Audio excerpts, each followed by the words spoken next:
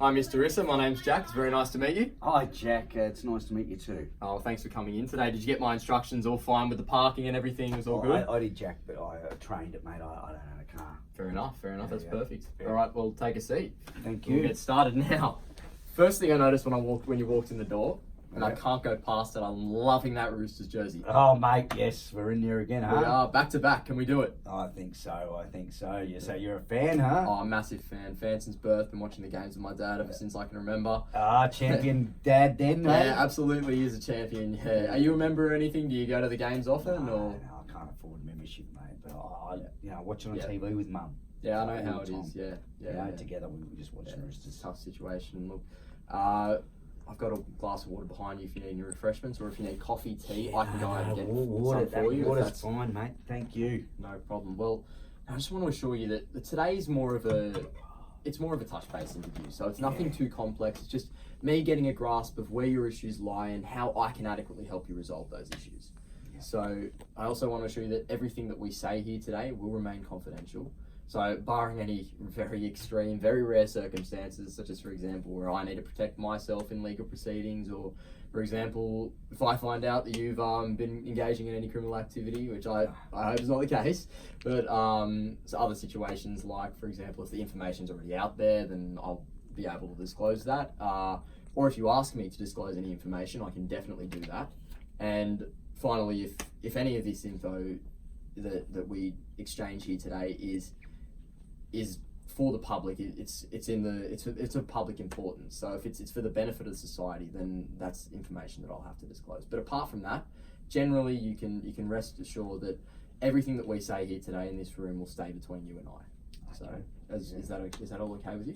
Yeah, that's fine. Thank you. Brilliant. Well, okay, Sam, if you're ready, I just want you to run through exactly what it is that's brought you here. I understand it's an issue with your mum and her will, but and bear in mind it is important that you do tell me absolutely everything, because any minor details that may seem just minuscule and unimportant to you may form the absolute basis of our legal argument here. So it is really a profession where everything's in the detail, and look, it's just about me understanding what you'd like to achieve from this. So don't be alarmed if I'm taking some notes while you're doing this, because I just want to get the best grasp I can possible on your issues, so that I can perform my duties as if I was in your shoes. And please, I know this is hard. Is this your first time seeing a lawyer? Yeah, it is. And that can be really hard. I've noticed you're a little bit jumpy, and especially in a situation where you're talking about a loved one, it can be really hard. So please stop me at any time where you're feeling any discomfort. If you just need a break, if you need another refreshment, if you need water, coffee, tea, I can get anything for you. It's no issues at all. Yeah. So I just want to make this as easy as I possibly can for your first experience. Now, if that's all okay with you, then I'd love for you to get started on just telling me a little bit about what brought you here today, a little bit about your mum and the situation. Yeah, well, look, as I've said on the phone when I set this up, as mum's losing it a little bit. She's forgetting things. She's got paranoia setting in. She thinks people are stealing from her, things disappearing from the house. Okay. People taking food from the fridge. Okay. So I'm really worried about that. That's why I'm living with it. I'm helping her. I'm trying to be as supportive as I can. I love her very much. So I'm just there for her, and I'm here to fix things, because mum wants me to be here, and she wants, the most important thing she wants is she loves the house, and she loves that I'm there with her in the house and helping it, and she wants the house to stay with me. Yep. That's the main thing, is that she doesn't want to see this house go anywhere but to me, because she knows I'll look after it. So you're talking about your mother's will. So what's the current state of the will, and are you saying the primary issue is your mother wants to change the will and testament? That's why she wanted me to come and see you. Right. She said to me, can you go and see someone, a lawyer, and change my will? Because at the moment it's between me and my brothers and sisters. There's 4 of us. Okay. They don't care about mum. Right. They haven't been a visitor. They're not, it's just me and mum. They don't care. They've got their lives. They're busy. Yeah. So she wants to be clear that we changed the will, and now that I can be the sole beneficiary, because she knows I'll keep the house. If it goes to them, they'll just want to sell it and get their share. Yeah, She doesn't want absolutely. that. She I wants me understand to that. have it. Yeah. Well, it seems like you've got a really close relationship with your mother. I can see the way that you're talking about her, how much passion you have for looking after your mum. Can you tell me a little bit more about that? A bit more about your relationship. Have you always been this close? Is it?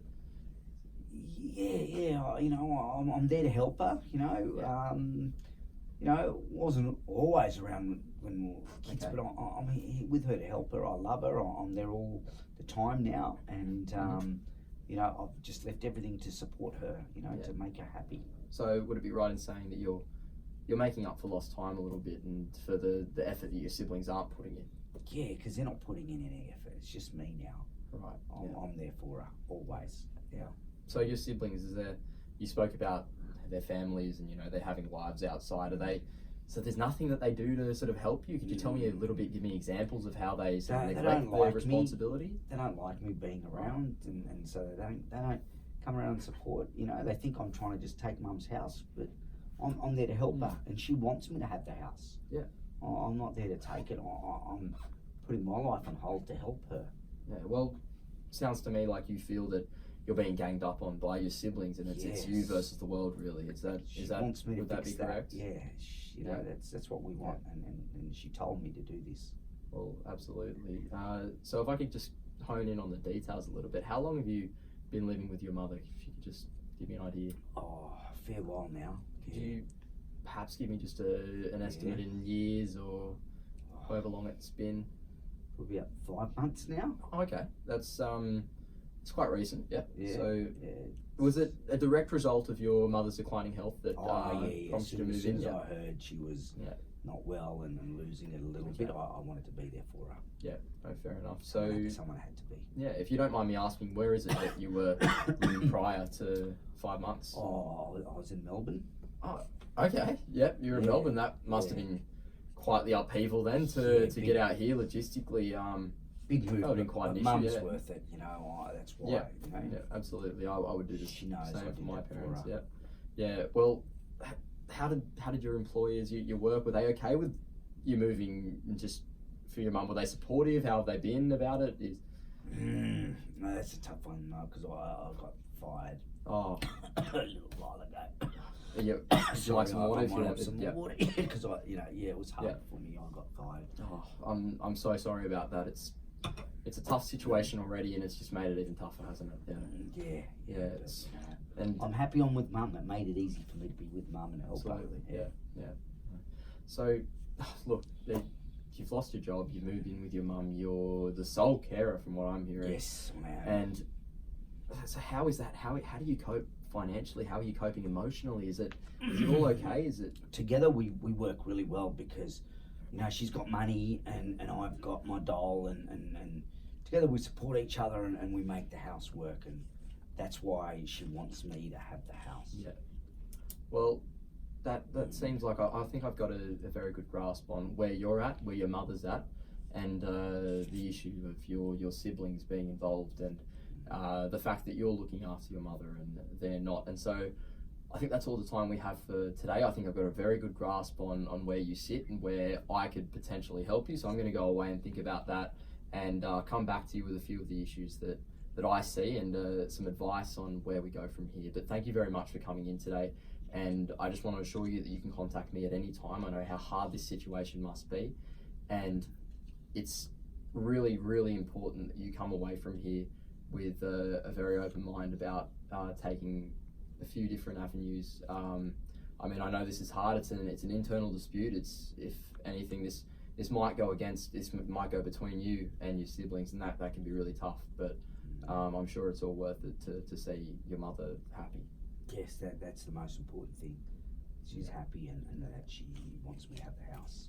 Well, thank you very much for coming in today. Mr. Issa, if you need anything, please let me know.